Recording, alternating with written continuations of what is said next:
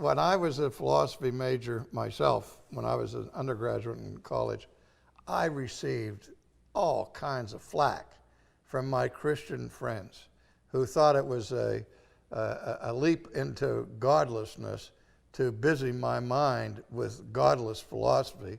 And there was no end to the citations from the sacred scripture about beware of godless philosophy. But I came to the conclusion that you can't beware of something that you're not first aware of it. And I talk about having been converted to Christ in my freshman year in college. And of course, that was the most significant event in my life, my conversion to Jesus. But I was just talking to my wife, Vesta, the other day about, I said, isn't it something that sometimes you can have a day in your life or a moment in your life that changes the entire course of your life forever? And I said, I had such a day when I was a college student. I was a brand new Christian.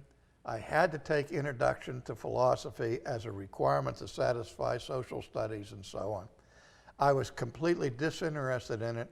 I sat in the back of the room, and instead of listening to the lectures, I was reading pamphlets were copies of Billy Graham's sermons, because that's what interested in me. I wanted to know the Bible and nothing else but the Bible. And one day, my professor, who was the head of the philosophy department where I went to school, who actually was a Christian, was giving a lecture on Augustine and Augustine's doctrine of the creation of the universe, where Augustine talked about God's creating ex nihilo through divine fiat, or the divine imperative, by simply saying, let there be, and reality came into being. I was so moved by that lecture that maybe it was an impulse, but I went from that lecture room downstairs to the registrar's office, and I changed my major to philosophy. And that changed the whole course of my life and of my ministry, because the study of philosophy helped me, first of all, understand the whole aspect of critical analysis and how to be alert to logical fallacies and problems of that sort, and to learn the whole history of theoretical thought, much of which has been used to help convey the truth of Christianity to the whole world. You know, the medieval university, it was said that theology was the queen of the sciences and philosophy was her handmaiden. Well, that's been true in my experience and in my teaching.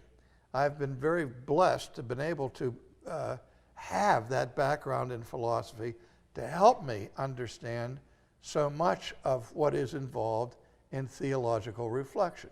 Now, at the same time, there's much of philosophy, particularly contemporary philosophy, that's a barren wasteland. But it's a good thing to understand it and not be intimidated by it. You know, the one book that I read that I don't read critically in that sense is the Bible. Because when I read the Bible criticizes me. I don't criticize it.